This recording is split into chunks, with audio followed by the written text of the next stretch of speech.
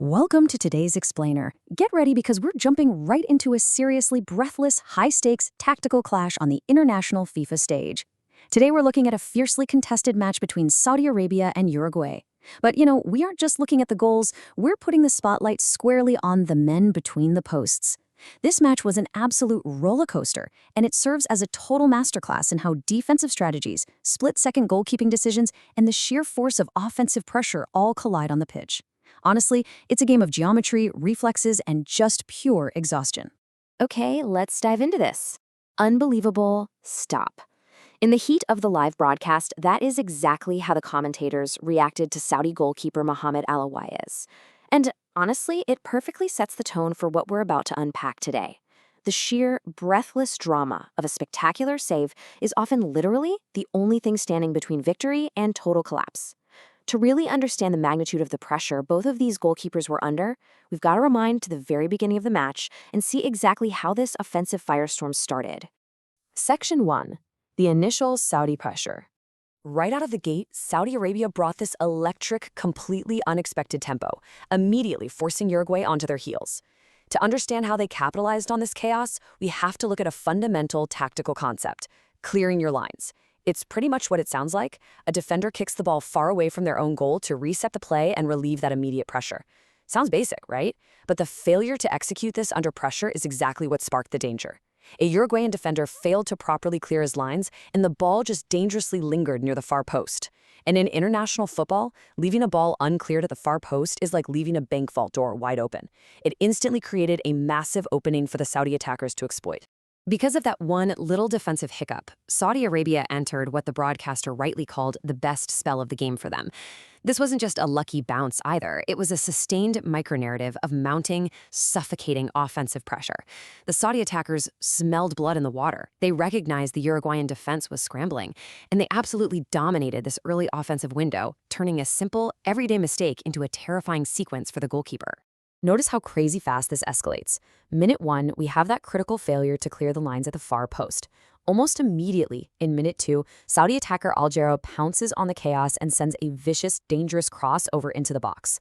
That single cross forces a desperation play, which culminates in minute 3 with Saudi Arabia earning a crucial corner kick. You can really see how a single defensive hesitation snowballed into a major, multi-layered scoring threat in just a matter of moments. Section 2, Muslera's crucial early save. So here's where we meet the first protagonist of our goalkeeper duel, Uruguayan shot stopper Fernando Muslera. And man, he was under immense fire. When Algeria sent that attack toward the far post, Muslera stepped up and executed a genuinely great save to deny the initial threat. But, well, here's the tactical reality of goalkeeping. Making the first save often leaves you completely vulnerable on the ground. In the ensuing chaos, Saudi Arabia's Abdullah Ali was right there waiting for the follow-up.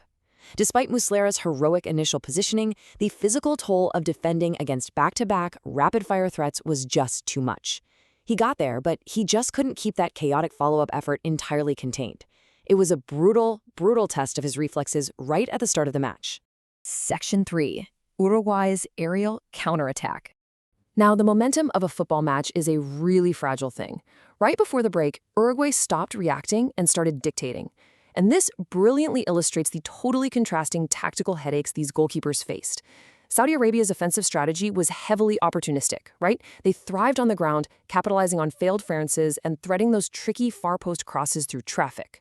Uruguay, on the other hand, they went vertical. Their offense was a relentless aerial assault, relying on raw power, elevation, and diving headers. For a goalkeeper, switching from defending chaotic ground scrappiness to defending high-flying aerial bombardments requires a completely different mindset and physical setup.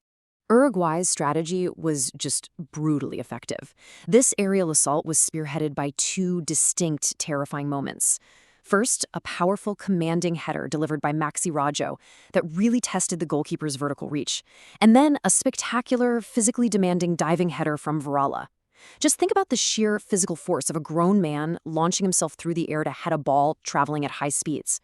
Being a goalkeeper essentially requires you to do complex geometry while stepping in front of a moving car. Defending against this requires split-second tracking. The goalkeeper has to read the trajectory of the ball while simultaneously anticipating the attacker's mid-air collision point. Section 4. Al-Awaiz under heavy fire. With the spotlight violently swinging to the other end of the pitch, Saudi goalkeeper Mohamed Al-Awais suddenly finds himself standing as the absolute last line of defense, bearing the full weight of Uruguay's frustration and power. To fully appreciate Al-Awais's defensive strategy here, we need to clarify some spatial geography in the penalty box, the near post. This is simply the goalpost closest to wherever the ball currently is on the attacking pitch. As a goalkeeper, defending the near post is your primary commandment. If an attacker sneaks a ball past you at the near post, it's generally considered a massive positional failure because you're supposed to have that angle completely cut off. So the crucial point is this. When Al-Awais was facing down Varela's diving header and Uruguay's relentless crosses, he wasn't just relying on blind flailing reflexes. Elite goalkeeping under this kind of heavy fire is fundamentally about anticipating the attacker's geometry. Al-Awais had to constantly readjust his feet, lock down his near post, and read the angle of the attacker's bodies before they even made contact with the ball. His split-second reflexes were guided by brilliant tactical positioning. And that positioning paid off spectacularly. Uruguay's pressure continues. What a save! You can just hear the exhaustion and adrenaline in that broadcast call.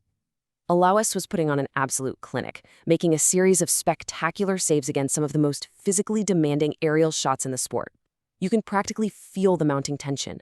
Uruguay is throwing literally everything they have at the net, and Al-Awais is miraculously keeping them at bay, holding on to the slimmest of margins. Section 5. The dramatic 1-1 equalizer.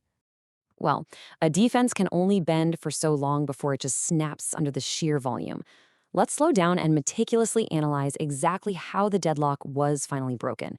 It's a tragic three-step sequence for a goalkeeper. Step 1, the ball is viciously whipped right into that critical near-post zone we just talked about.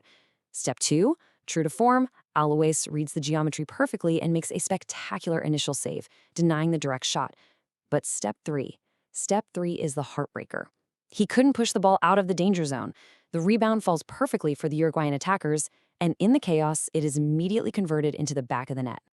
And just like that, the commentators announce they're level at last. All the pressure pays. That call perfectly wraps up the narrative of the match. Uruguay's sustained heavy offensive pressure, specifically their shift to that aggressive, chaotic aerial assault, finally overwhelmed the Saudi defense.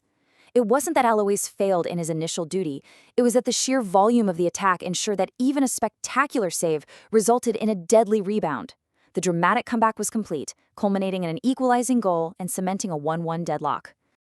Which brings us to a final, pretty provocative thought as we wrap up this explainer. Are goalkeepers merely the last line of defense, or are they the true dictators of a match's momentum? Today, we saw Muslera and Al-Awais weather terrifying offensive storms. Their tactical positioning, their ability to manage chaos at the far and near posts, and the sheer psychological weight of their saves quite literally shaped the entire flow of this match. It's definitely something to think about the next time you watch a team pressing hard into the penalty box. Thank you so much for joining me for this tactical breakdown, and hey, keep your eyes on the geometry of the game.